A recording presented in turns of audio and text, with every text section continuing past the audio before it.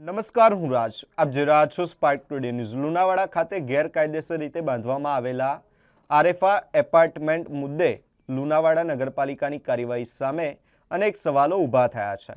Apartment સામે કાયદેસરની કાર્યવાહી અંગે પૂછાતા નગરપાલિકાના ચીફ ઓફિસરે ટૂંક સમયમાં તમામ ફ્લેટ સીલ કરવામાં આવશે તેવી કાર્યવાહી કરવામાં આવશે તેવું જણાવ્યું છે.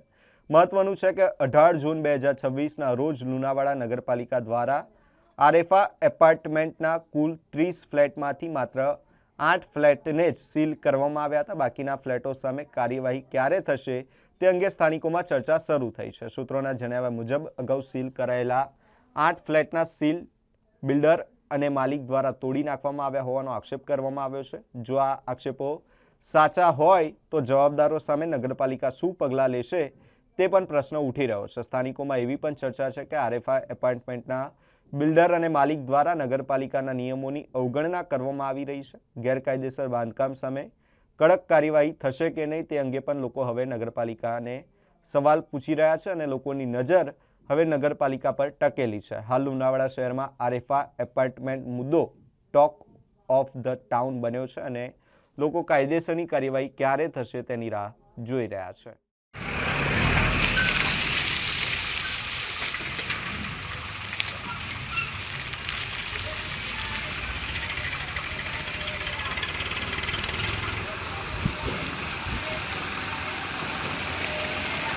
અગાઉ જે આરએફ એપાર્ટમેન્ટ છે, જે બાંધકામ મંજૂરી વગરનું જે એપાર્ટમેન્ટ છે તે નગરપાલિકા દ્વારા જે 30 ફ્લેટમાંથી કંઈક 7 કે 8 ફ્લેટને અમે સીલ મારવામાં આવ્યું હતું. તેમજ જે બાકીના જે રહી ગયા છે એમને બી આગળની અમે સીલ મારવાની કામગીરી કરીશું. તો સાહેબ 1 મહિનો થઈ ગયો છે, અત્યારે 1 મહિનો ને 4 દિવસ થઈ ગયા છે, તો શું કાર્યવાહી અત્યાર સુધી આપણે કરવામાં આવેલી છે? સુધી અમે નગરપાલિકા દ્વારા એમને ખાલી કોઈ નોટિસો પણ આપવામાં આવી હતી અને અનુસંધાને પછી અમે નગરપાલિકા દ્વારા સીલ મારવાની કોશિશ કરી છે અને બાકીના જે રહી ગયા છે એની બી અમે આગળની કામગીરી કરીશું.